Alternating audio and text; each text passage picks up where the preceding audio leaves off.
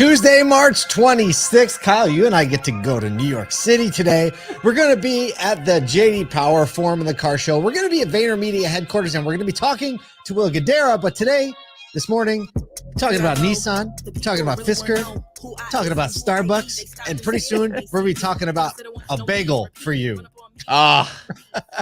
See, now you got my whole train of thought. I was like You're ready already to do thinking, all the no, show. I'm you're like, ready now to I've see got what kind of bagel on the bagel brain. You're going to pick up when we pass the shop in just a little bit. And, you know, you're kind of a keto guy, but that seems to be conditional. I'm a keto guy. I don't eat a lot of bread or anything like that because I'm low carb, like under 50 carbs a day. One bagel in New York has got to be 89 carbs. Yeah.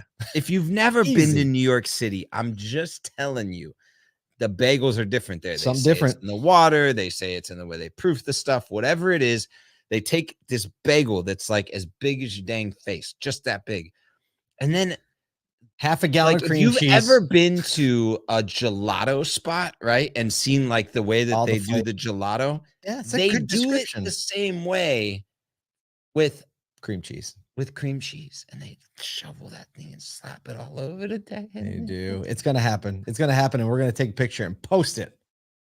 So that's what we're going to do. Hey, tomorrow, very important.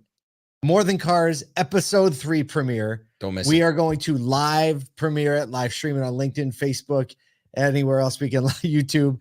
But an easy way to get to it is to just go to our LinkedIn page, click on events, and then you can join the event there on LinkedIn. And it's going to be the West Her Auto Group. Can't wait to talk with Matt Lasher, the director of marketing, president of Streamline, a bunch of other stuff he does there. But it was so much fun doing this show. I think there's a love story in there. There's a carnival in there. There's you and me ordering wings that were too hot in there. All the fun stuff. There's a basketball game of horse in there. I mean, it's got everything. It's great. Yeah. So that's 1:00 tomorrow. Go to LinkedIn, go to events, click it. You probably get to it from our homepage as well. All right. What do we got? Do we got news? We're gonna talk about a SodaCon. You know, a SodaCon. We'll talk about it tomorrow. A SodaCon. We'll do more tomorrow. More SodaCon tomorrow, but we're having a big event. If you hadn't heard, SodaCon.com, and we'll do that. All right. Let's talk about some news. So Nissan announced a sweeping 3-year strategy introducing e-power hybrid tech in the U.S., launching 7 new models in North America and aiming for a significant sales boost. So CEO Makoto Uchida unveiled ambitious plans to boost global sales by 1 million vehicles. That's boosting it by 1 million vehicles. That's a lot. And cutting the cost of EVs by 30% to achieve parity with combustion engines by, we can actually hit it right now. Hit it. Oh, in the year 2030. That's what Kyle's gonna be hearing when he eats a bagel. Chef's In the kiss. year 2030. Chef's kiss. So they're saying, Nissan's saying the year 2030 is the profit parity between gas, or pricing parity between gas and ICE. The plan is named the ARC, aims to revitalize them through these radical changes, including, get this, 30, maybe it's the 2030 theme, 30 new models globally over the next 3 years, with focus obviously on electrification. Here's a quote from the CEO. "We must make radical changes to become a sustainable company. Disruption is the new normal. We aim to recover volume and drive profit." Yeah. So, okay, here's the thing. A couple things. One.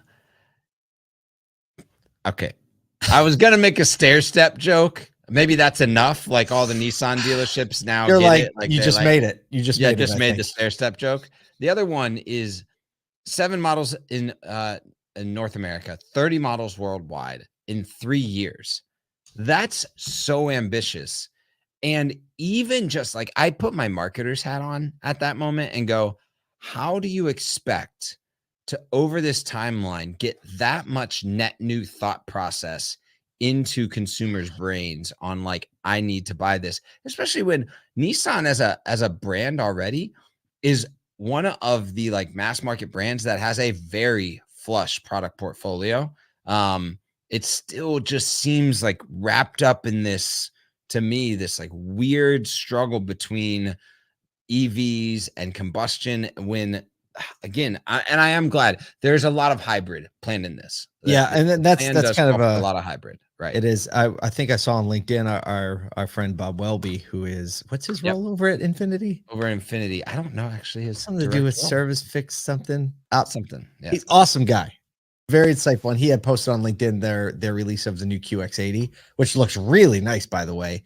And it's actually next at the building right next to Hudson Yards, where we're going to be later, at this platform that's like way up in the air. So also like leaning into hybrid drive trains. I mean, really taking a page out of Toyota's playbook on that. But I mean, I guess we'll see. Talking about things that Nissan won't be doing. Oh, Interesting timing on this. Fisker's negotiations with Nissan have abruptly ending. Nissan being the major automaker they were working out a possible deal with an acquisition or a merger or funding, throws this EV startup into turmoil, with its shares have now been halted, or were halted yesterday, and bankruptcy is looming. They are seeking frantically some other solution. So they're looking at both in-court and out-of-court options for restructuring, or a capital market transaction, something to salvage the situation. Thomas Hayes of Great Hill Capital warns of the growing likelihood of Fisker filing for bankruptcy protection, potentially marking Henrik Fisker's second failed auto startup. ouch. So now they have less than $100 million market valuation. So they've constantly struggled with supply chain issues, production delays. We've talked about the recent poor review that YouTube influencer Marques Brown Lee gave.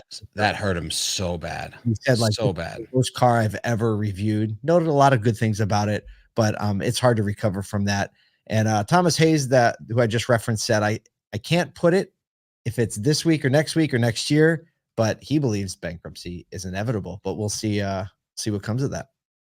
I mean, this is sad to me because they were working on getting the dealership model spun up. I know. And so I was excited about that. There was a lot of energy around that.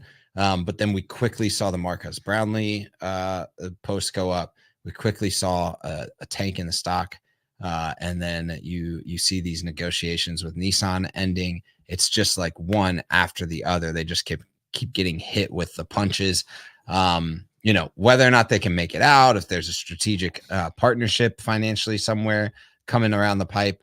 But, you know, people have said for a while now, the last probably 4 or 5 years, that we are going to see a ton of net new market entrants, similar to when the internal combustion engine actually started, right? There were hundreds of attempts at becoming mass market brands, to see a lot of them fail. So because it's startup world, remember, they might be raising these millions or billions of dollars, but it's still startup world and it's still hard. And coming after the legacy automakers is never going to be easy. So sad to see this. Maybe I really want to see it it come through. I like the car. I like the design. I like the team. I like their approach to things. And I'd love to see some of these cars, like when they get the bugs worked out on some dealer lots, because I think it would contribute a lot to some dealer groups offerings for sure.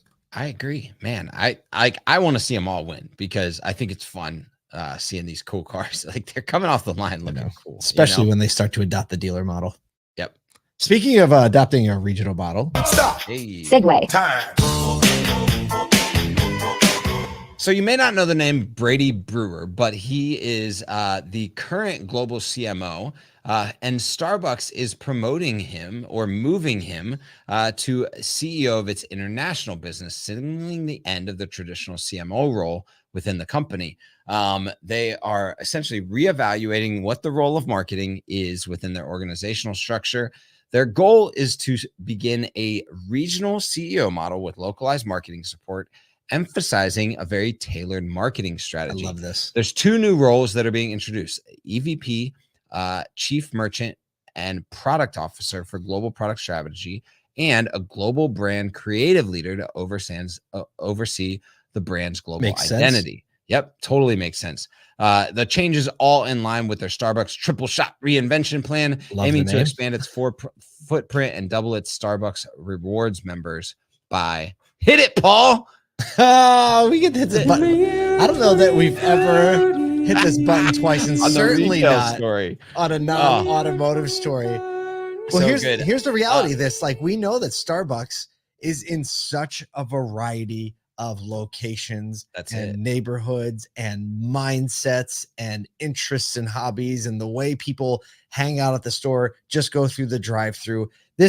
So to have like products say like, hey, these are the products, this is what the creative is, this is how we want to be perceived, and then pushing the actual deployment of the marketing strategy down closer to the front line. I don't think that's why the dealership model works best, when the local and regional dealers build local brands to sell the product that was built and marketed at a tier 1 level. So I love this strategy. I think it's going to crush for them. Yeah. And so you see this operation already happening, obviously, with OEM and franchise, right? The OEM sets the global brand strategy, at least from the new car marketing perspective. And then the local dealer is able to execute that. But we actually see a lot of auto dealerships as consolidation is happening with groups struggling with the same dynamic. Like, how do we leverage the efficiency of scale within our marketing, but also make sure that the local has the power to market correctly for that locale, for the people groups,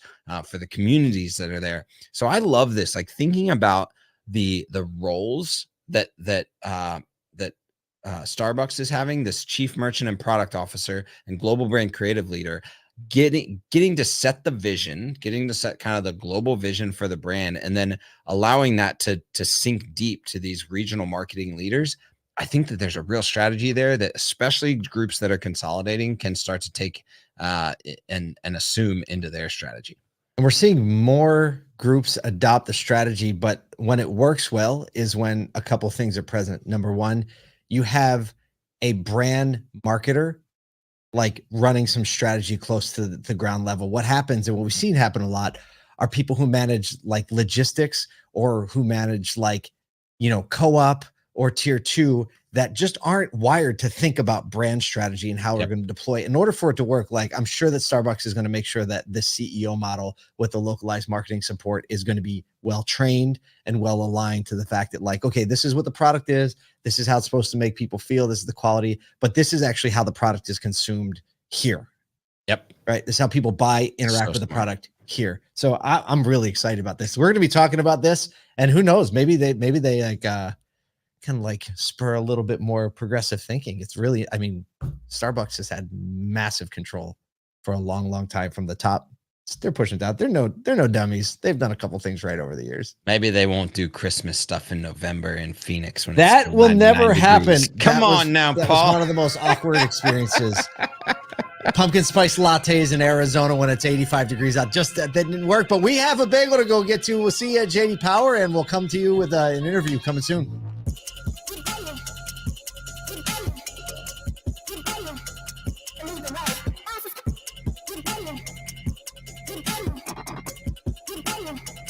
Leave the right.